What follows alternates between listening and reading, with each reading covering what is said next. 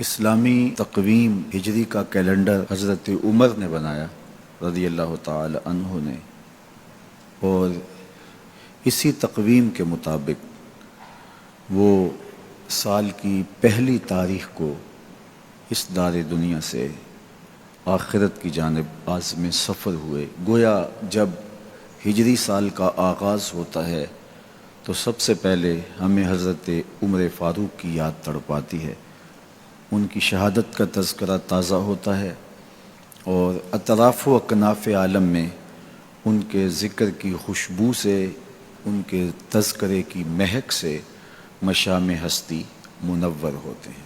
تو یہ نئے سال کا آغاز ہے، ہم نئے عزم کے ساتھ آگے بڑھیں اور اپنی صبح کا آغاز صلاۃ التہجد سے کریں۔ تہجد کے لمحے اللہ کی رحمتوں کے نزول کے خاص لمحے ہوتے ہیں۔ میرے بزرگ فرمایا کرتے تھے کہ باطن کی صحت کے لیے تہجد کی نماز بہت ضروری ہے، اور جسم کی صحت کے لیے صبح کی سیر بڑی ضروری ہے۔ تو یہ دو چیزیں جو ہے وہ بہت ضروری ہے۔ تو بالخصوص یہ بچے جو ہیں، جب اس عمر میں یہ ان کی عادت پختہ ہو جائے گی تو یہ زندگی کی آخری سانس تک باقی رہے گی۔ میرے بزرگ فرمایا کرتے تھے کہ مجھے تہجد کا عادی میری ماں نے بنایا ہے۔ وہ کس طرح کہتے ہیں کہ جب تہجد کا وقت ہوتا تو میری ماں میرے پاؤں آ کے دباتی تھی اور میں جلدی سے اٹھ جاتا، تو وہ تہجد کے لیے مجھے مصلی پہ بٹھاتی۔ اس کے بعد نماز فجر ادا کیجئے، اور سورۃ یاسین جو شخص اپنے دن کا آغاز سورہ یاسین سے کرتا ہے، سارا دن اس کی حفاظت ہوتی ہے، شیاطین سے، شریروں سے، شر سے، گناہوں سے اور بہت سارے معاملات سے، اور نادیدہ حملوں سے، بہت کچھ چیزوں سے اللہ تعالیٰ اس کو محفوظ رکھتا ہے۔ تو سارے سورہ یاسین کی تلاوت اپنے معمولات میں شامل کر لیں۔ نماز فجر کی ادائیگی کے بعد آپ ہلکی پھلکی ورزش ضرور کیجئے۔ جو قوی مومن ہے، طاقتور مومن ہے، کمزور مومن کی نسبت اللہ کو زیادہ محبوب ہے۔ تو طاقتور مومن، قوی مومن، یہ مطلوب ہے شریعت کا، اور یہ مقصود ہے شریعت کا۔ پھر سونے سے قبل سورۃ الملک ایک مرتبہ ضرور پڑھیے گا۔ جس طرح سورہ یاسین پڑھتے ہیں تو سارا دن آپ کی حفاظت رہتی ہے، اور سورہ ملک اگر پڑھتے ہیں تو ساری رات آپ کی حفاظت رہتی ہے۔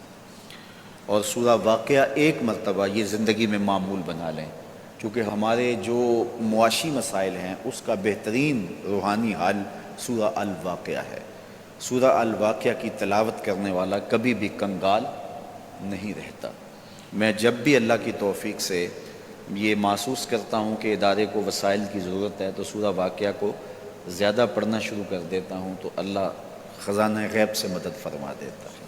اور جب بھی کبھی میں چاہتا ہوں حرمین طیبین میں حاضری کے لیے، تو سورہ واقعہ کی تلاوت میں لازمی کرتا ہوں، اس نیت سے کہ اللہ اس کی برکت سے، وہاں چونکہ ایک کا 1,00,000 کے بدلے میں جو ہے وہ ثواب ہے، تاکہ جو ہے وہ زیادہ سے زیادہ اللہ تعالیٰ وسائل عطا فرمائے۔ تو یہ ساری جو بہاریں آپ کو نظر آ رہی ہیں، اس میں بہت سارا حصہ سورہ الواقعہ کا ہے۔ جس معاشرے میں ہم جی رہے ہیں یہ ناہموار معاشرہ ہے۔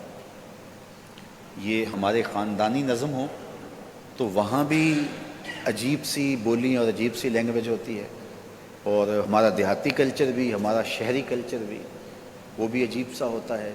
اسی طرح جو ہے وہ یہ ہمارے مدارس کی، مساجد کی دنیا بھی، یہ بھی ایک الگ کائنات ہوتی ہے۔ تو اس میں بھی مخصوص ایک طریقہ کار ہے اپنے مد مخالف کے لیے اور اپنے مد مقابل کے لیے۔ تو اس سے ہٹ کر کے جو ہے وہ جو شریعت کا مقصود ہے اس کے مطابق ہم نے اپنے قول و عمل کو مرتب اور منظم کرنا ہے۔